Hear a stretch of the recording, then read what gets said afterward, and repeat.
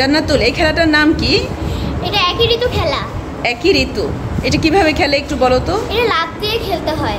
শুধু লাফ দেয়? প্রথমে যে তোমরা এই যে হাত দিয়ে কি করলে? এটা হাঁটি ভাবে করে লাফ দিতে হয়। আচ্ছা, এই সম্পর্কে আরেকটু বলো। আর কে বলতে পারে? রাফিয়া বলো। খাদিজা, এটার নাম কিভাবে খেলে? একই ঋতু। একই ঋতু। সবার আগে এটা দিয়ে হাত পোকাতে হয়, তারপরে লাফ দিতে হয়। তারপর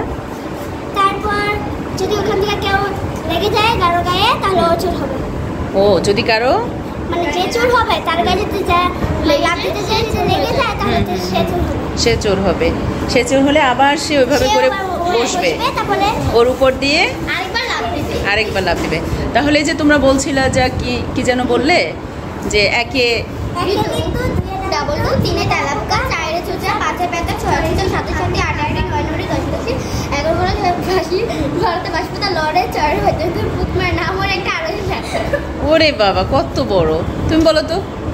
একে ঋতু, দুই ডাবল, তিন ডাবল, চারে চোচা, পাঁচে প্যাকা, ছয় সাথে সাথে, আটে আটে, নয় নদী, দশে দশে, 11 বাসি, 12তে বাসপাতা, লড়ে চড়ে, 12তে ভিতর পুতমার নাম ওর একটা আরো 7টা, আরো 7টা। আচ্ছা, এরপর এটা শেষ হবে কিভাবে? খেলাটা শেষ হবে অনেক দূরে, এটা অনেক বড়।